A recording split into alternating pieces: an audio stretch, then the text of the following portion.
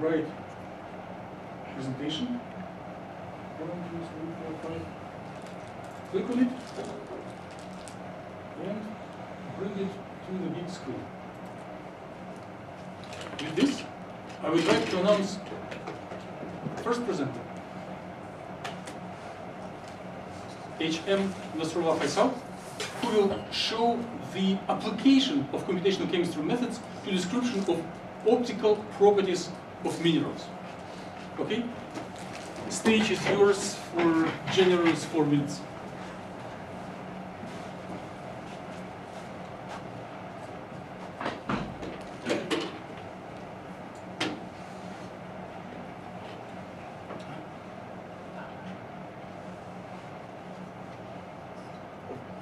Hi everyone, good afternoon. This is CHEM467. The topic of my today's presentation is fast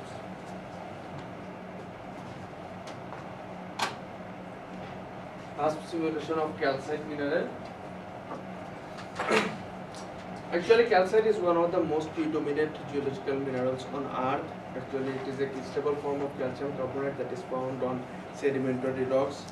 In global carbon cycling, contaminant transport, local pH and alkalinity of terrestrial environments, calcite has some contribution. In nature, it is also often found in doped forms with different metal ions. Actually, this is the unit cell of calcite. The unit cell of calcite is hexagonal and the space group is R3C. In the stoichiometric unit cell structure, the value of Z will be 6, so there will be 6 carbon atoms, 6 calcium atoms and 18 oxygen atoms. Here we build our optimized structure for the AMD simulation of calcite.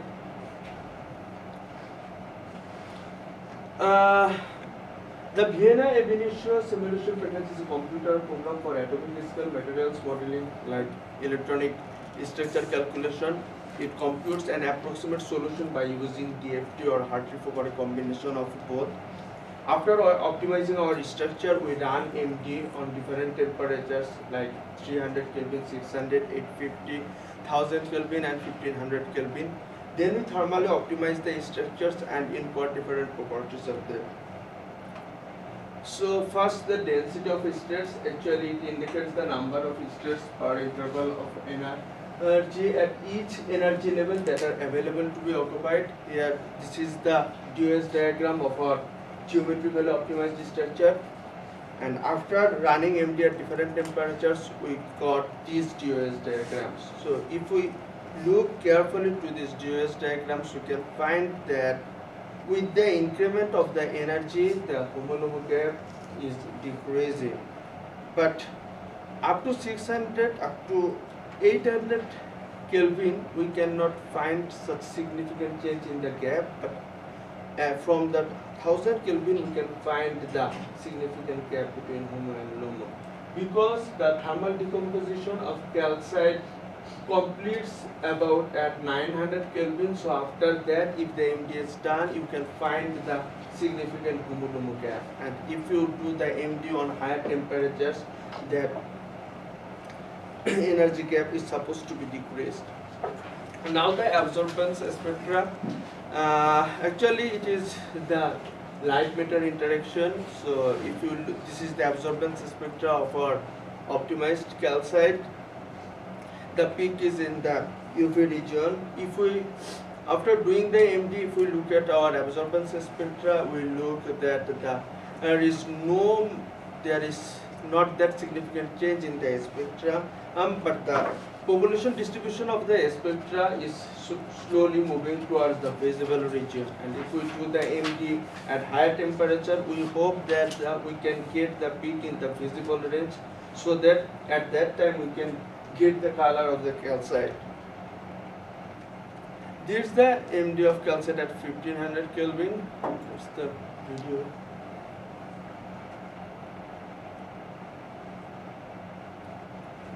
So after that, we are inquiring the different properties of different doped calcite. One is the siderite. It is one of the most common doped forms of calcite.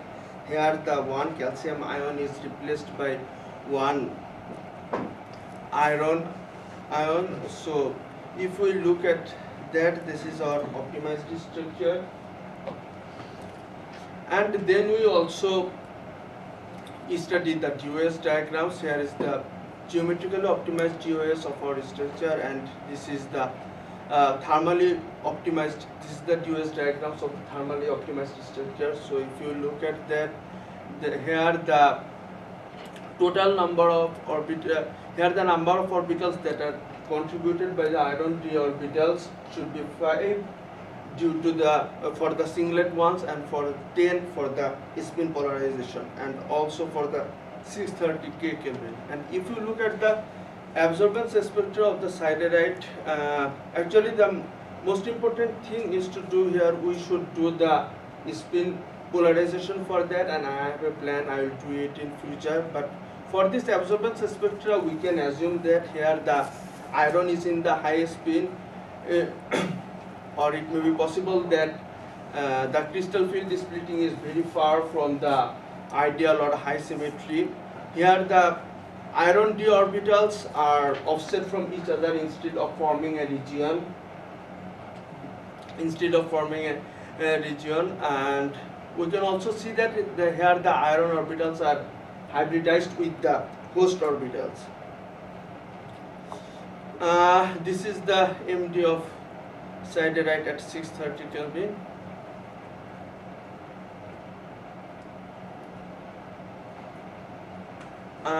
And that's another. Okay. And that's another form of the doped calcite. It is rhodochrosite, and we did the simulation at 630 K and 750 K Kelvin. And if we look at the density of stress orbit DOS diagram, we can also find out that here the homolume energy gap is also increased with the increment of the temperature. And if we look at the absorbance spectra, we can find that the orbitals are separated into two regions here, and the DD transition is less intensive or almost vanishing here. So that's the MD of rhodochrosite at 750 Kelvin.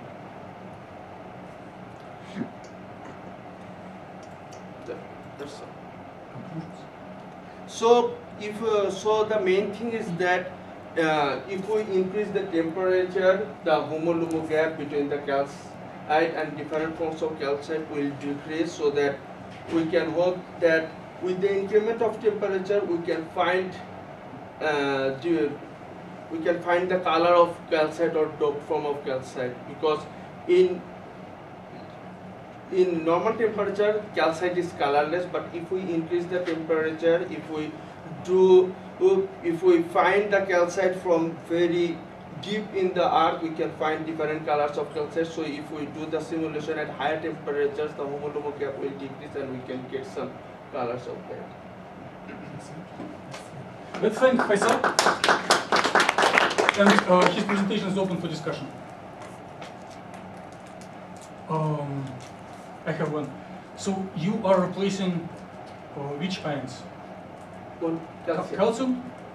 Out of how many? What is the proportion of your transition metal doping?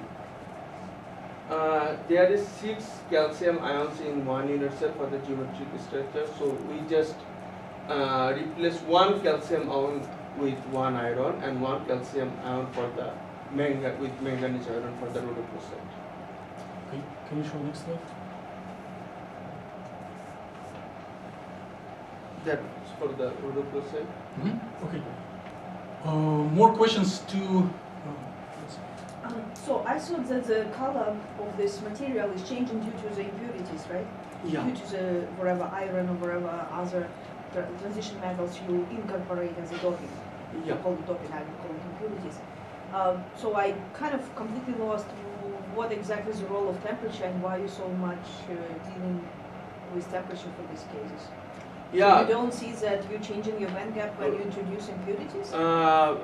But also in the case of pure calcite, if you do it for the higher temperatures, you can also get some colors, I think, because with the increment of temperature, the homolume gap is moving towards the visible region. So I think. But do you have a physical reason why the gap is changing when you increase the temperature? Because you may find calcite in different sedimentary environments, so you can get a 300 feet depth, you can also get in 2000 feet, and if you do much and much deeper, you can get the calcite. And due to this geological pressure and temperature, maybe there will be some form the property change, so Right. that you may get the But calcite. this changes the crystalline structure, right? Yeah, But this, it's still crystalline, right? When you run your simulations at very high temperatures, you're probably losing your crystallinity, it becomes more amorphous, right?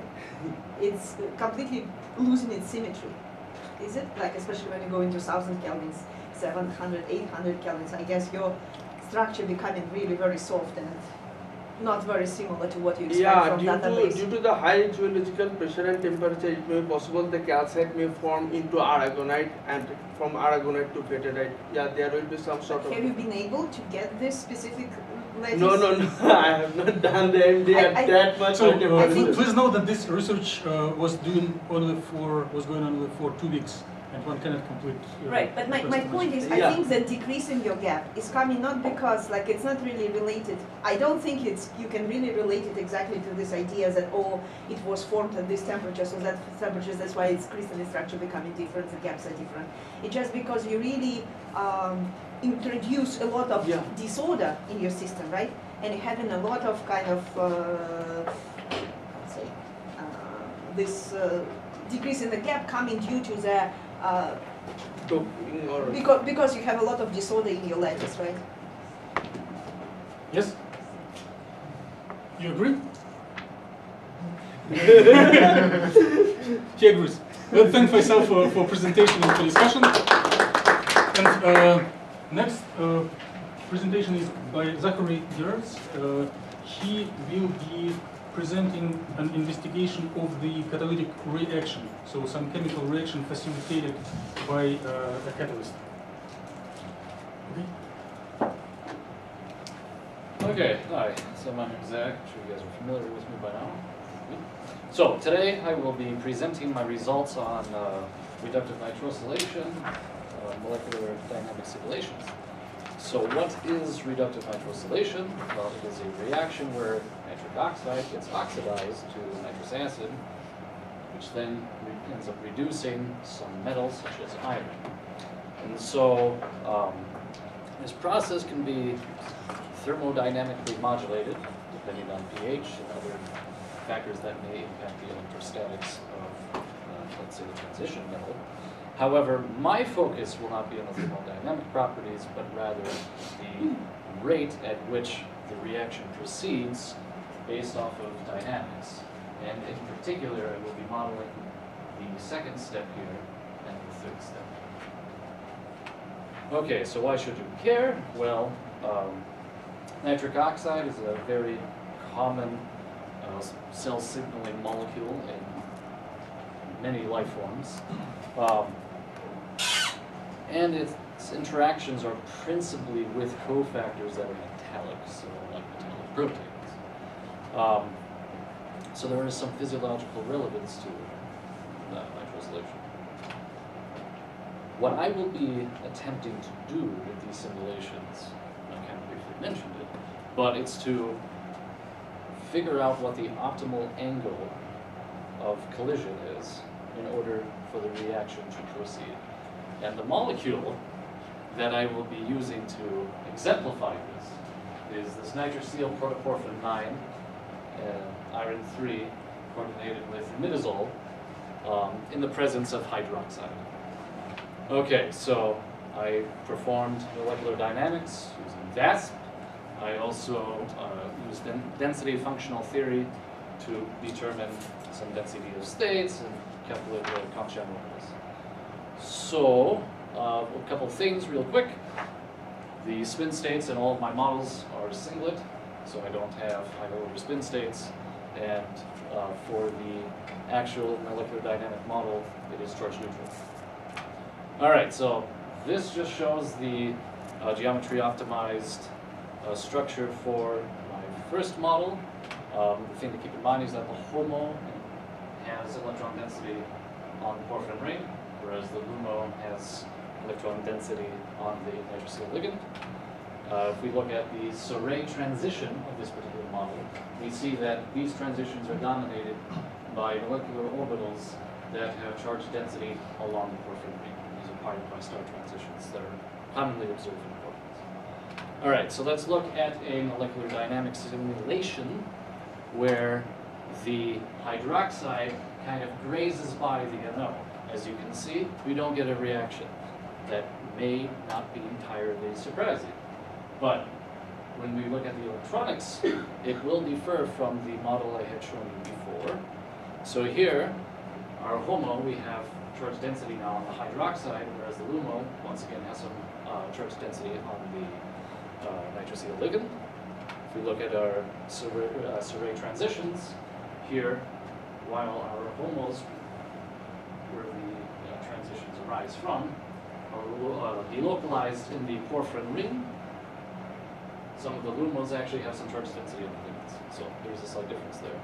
Now, when we look at a molecular dynamic simulation where the hydroxide collides directly with the nitrosyl, well, we've noticed that, hey, we've not only connected, we've formed a bond, and it's dissociated from the iron. So we formed our nitrous acid. So what does that look like electronically? Well, our HOMO